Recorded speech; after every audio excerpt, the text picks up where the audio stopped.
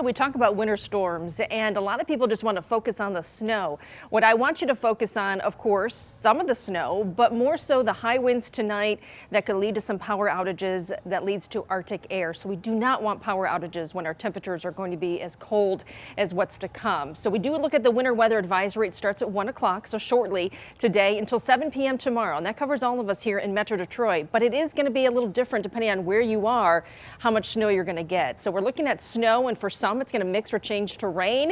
It looks like that burst of moderate to occasionally heavy snow will come this afternoon, say about 2 to 7 p.m. And then once we get past that time, we'll start to notice temperatures warming a bit for part of southeast Michigan and that little changeover or mix. And then behind it, high winds and Arctic air for everyone. So this is really just a monster system coming through, bringing very heavy snow to areas like Chicago, northern Indiana, where it's right now seeing the changeover back to rain. So you can see how we're blanketed with warnings, a blizzard warning for the northeast corner of lower Michigan, the winter storm warning for much of lower Michigan, and then we are looking at that winter weather advisory with that mix happening as we get into the afternoon, but more toward the evening hours. So we look right now at the radar, beginning to see the onset of some snow, especially on the west side of the state where it's starting earlier. Those will be higher snow totals overall by far from what we're going to experience here in Metro Detroit. We're seeing the change over to rain when you look into parts of Ohio, northern Indiana, as that warmer air is trying to feed off of that low pressure moving northward.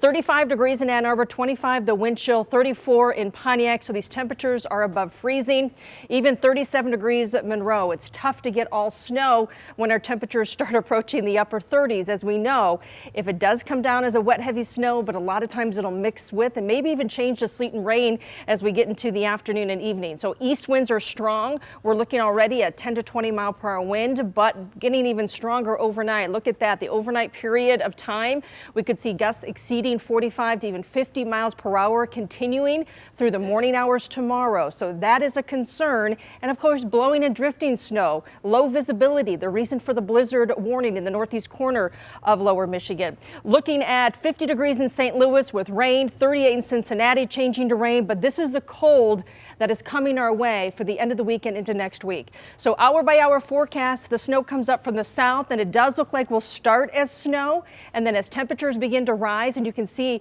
37, 35, so above freezing, it'll mix or change over to rain for several hours as temperatures drop overnight. Any wet pavement could freeze, and that would be a concern for morning travel, finding very icy roadways. Temperatures are going to be cold and plummeting through the weekend, so we are looking at an additional 1 to 4 inches of lake effect possible as we get into Saturday and Sunday for parts of the area, especially further west.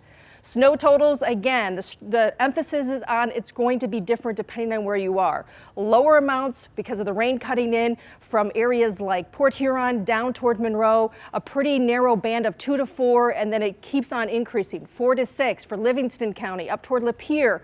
Highest totals up toward the Tri-Cities and the west side of the state. The cold is going to stick around. We're looking at Arctic air on Sunday. Temperatures in the teens by the time the Lions are playing. Our wind chills below 0. So tailgating, again, make sure you bundle up, and we stay plenty cold early and late next week.